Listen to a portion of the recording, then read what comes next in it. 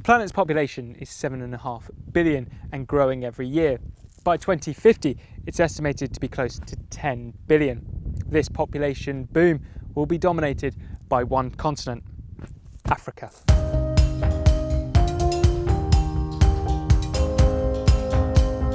In just 30 years, the US will be overtaken by Nigeria to become the world's third most populated country behind China and India.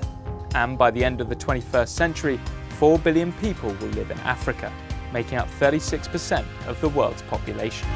Africa has the second largest population after Asia, but it's far less dense than Europe's. So if it has the space to accommodate more people, then why are so many analysts worried? Because they believe Africa doesn't have the infrastructure to handle it. In Nigeria, the National Population Commission says this increase puts a severe strain on a nation to provide enough schools and health facilities. Add in an extra billion or so people in the next 30 years and you have a big problem. And it's not just Africa that will face the consequences. The reason for Africa's rapid population growth is down to improvements in public healthcare, which has not only increased life expectancy, but also led to an inspiring decrease in the number of deaths amongst babies and infants. While sub-Saharan women are having less children than 50 years ago, it hasn't prevented the dramatic upsurge in populace. Many experts warn that African birth rates are too high and that family planning programs designed to increase education and prosperity for women haven't had the same attention, resulting in only some, if not any, reduction in fertility rates.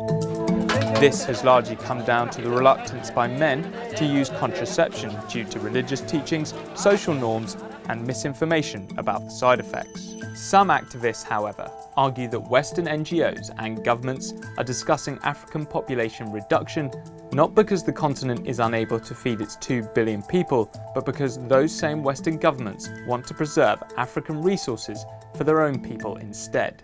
The US and Europe consume 80% of the world's natural resources, but represent just under 15% of the world's population.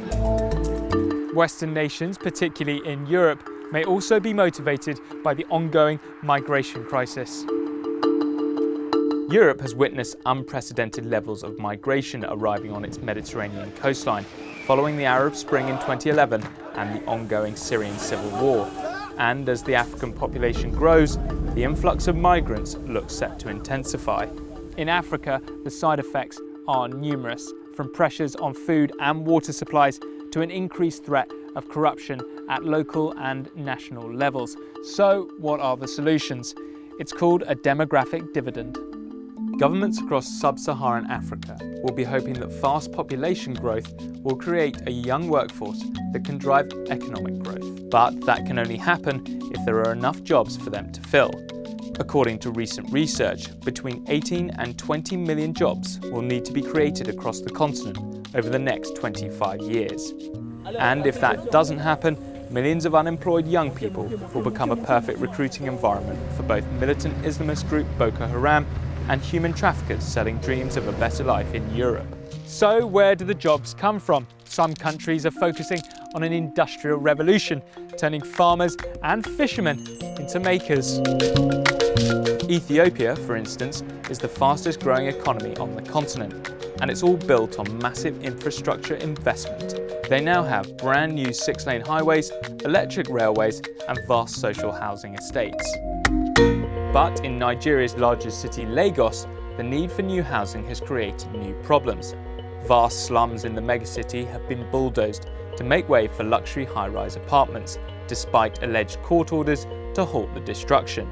Authorities argue that people are being resettled and compensation is being paid, but rising inequality is a real concern. The fact remains that with millions still living in poverty and a population that is set to rise at a dramatic rate, the continent will face serious challenges.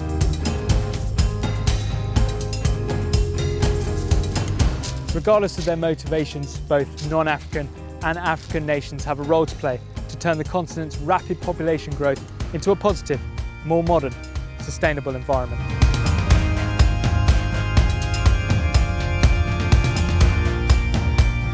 Hi guys, thanks very much for watching. If you want to know more about what's happening in Zuma, South Africa, then this is a good video to watch, or whether the US is too big to innovate. then this one's for you. And don't forget to subscribe.